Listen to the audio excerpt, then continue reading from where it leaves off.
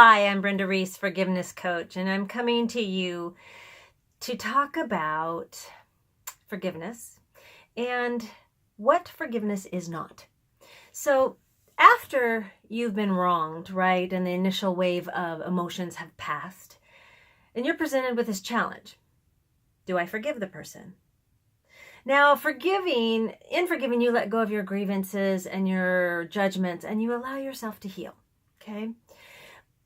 But to learn to forgive, we must learn what forgiveness is not. Now, most of us hold some misconceptions about forgiveness. Now, here are some things that forgiveness doesn't mean. Okay, I'm going to read a little list. Forgiveness doesn't mean that you are pardoning or excusing the other person's actions. You're not. Forgiveness doesn't mean you need to tell the person that he or she is forgiven. You don't have to tell them. You don't even have to talk to them. Forgiveness doesn't mean you shouldn't have any more feelings about this situation. Now, going through the radical forgiveness process, it has a beautiful way of clearing, but there might be some things that still come up. But forgiveness doesn't mean that there is nothing to work out in that relationship or that everything is going to be okay, because there's a choice then about reconciliation or not, because forgiveness does not mean automatic reconciliation. And forgiveness doesn't mean you should forget that the other incident ever happened, because we're not going to be able to forgive. We don't forgive and forget. But what we can do is take the charge out of the situation. We'll remember it, but it won't carry that in our heart or in our stomach, okay? And it doesn't mean you have to include the person in your life. I want you to hear me on that. They don't have to be in your life. Now, the biggest thing is that forgiveness doesn't mean that it's about the other person. It's not. It is about you. Okay? Forgiveness is all about you. And by forgiving, you're accepting the reality of the fact that something happened, and you're finding a way to be able to live with it or let it go, like they say, but really reconcile it. Now, it can be a process, right? I call it a process and a practice, like you've heard me say.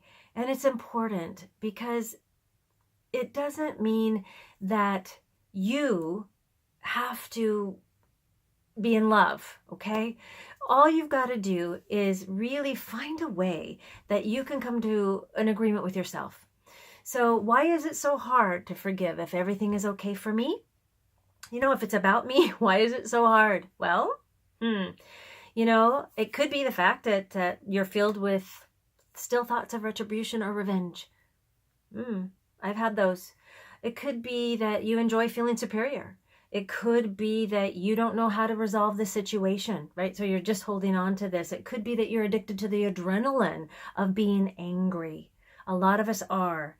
And then you also can be stuck with or feel like addicted to victim, the self-identity of victim. Who am I if I don't feel like a victim?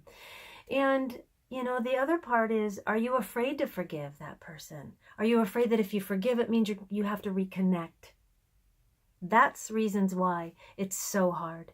And they can be resolved by learning more about yourself, by becoming familiar with yourself and with your thoughts and feelings and with your boundaries. So it is about you. And now that you know what forgiveness is not, what I want to tell you a quick one about forgiveness is. Forgiveness is being willing, just being willing to be willing to feel forgiveness, because it is a choice. Are you willing to forgive?